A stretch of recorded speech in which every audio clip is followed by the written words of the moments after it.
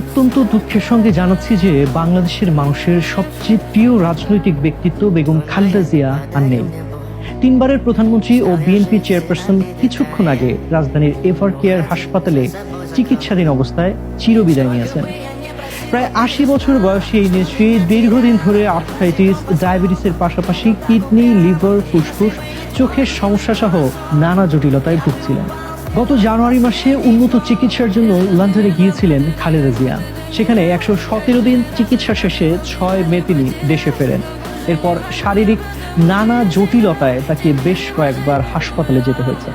সর্বশেষ শ্বাসকষ্ট বেড়ে গেলে গত ২৩ নভেম্বর রোববার রাতে তাকে জরুরি ভিত্তিতে এভার কেয়ার হাসপাতালে নেওয়া হয়। পরীক্ষা নিরীক্ষায় ফুসফুসের সংক্রমণ ধরা পড়ায় হাসপাতালে ভর্তি করা হয়। এরপর অবস্থার অবনতি হলে তাকে হাসপাতালের কেবিন থেকে করোনারি কেয়ার ইউনিটে স্থানান্তর করা হয়। সেখানে মেডিকেল বোর্ডের দেশি বিদেশি বিশেষজ্ঞ চিকিৎসকদের তত্ত্বাবধানে সাবেক এই প্রধানমন্ত্রীর চিকিৎসা চলছিল। তবে সব প্রচেষ্টা ব্যর্থ করে দিয়ে চিরবিদায় নিলেন খালেদা জিয়া।